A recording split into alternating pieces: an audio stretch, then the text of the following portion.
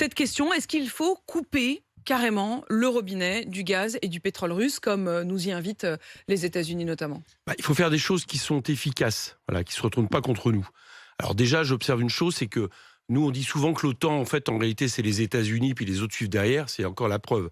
Parce que M. Biden a dit qu'il s'était concerté avec ses alliés. J'aimerais bien savoir quel est le coup de téléphone qu'il a donné à Emmanuel Macron pour prendre cette décision. Ensuite, sur eux, ça leur coûte pas grand-chose. Vous le savez, les États-Unis, le pétrole... Ils sont beaucoup moins dépendants que de le pétrole russe, c'est nombreux 10%, pays européens. Et le gaz, ils n'en ont pas besoin. Ils cherchent même à vendre le leur liquéfié.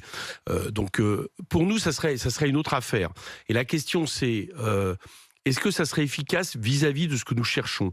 Nous, on pense qu'il faut des sanctions économiques, bien évidemment. Bon. Mais ces sanctions économiques, ils doivent étrangler d'abord tous ceux qui profitent en tout cas, qui profitaient du système Poutine. C'est-à-dire les oligarques. Voilà, les oligarques, pour aller vite, qui sont autour de M. Poutine, de façon à ce qu'à un moment donné, la pression soit si forte que ça les oblige à faire pression eux-mêmes sur M. Poutine. Et on n'en est peut-être pas si loin. Ils ont perdu un tiers de leur fortune, d'après Forbes. Bon.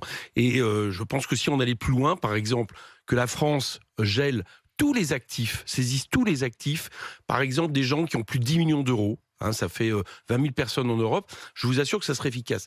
Pourquoi le gaz et le pétrole, ça pose problème? D'abord, parce que ça peut se retourner contre nous. Premier problème, donc il faut bien regarder. Se retourner contre nous, c'est-à-dire faire augmenter nos prix et nous mettre dans une situation quasiment de pénurie. Dit Monsieur le maire, les Français, ils souffrent déjà. Ils ont déjà des problèmes pour se chauffer, pour s'éclairer, etc. Parce que les prix ont explosé.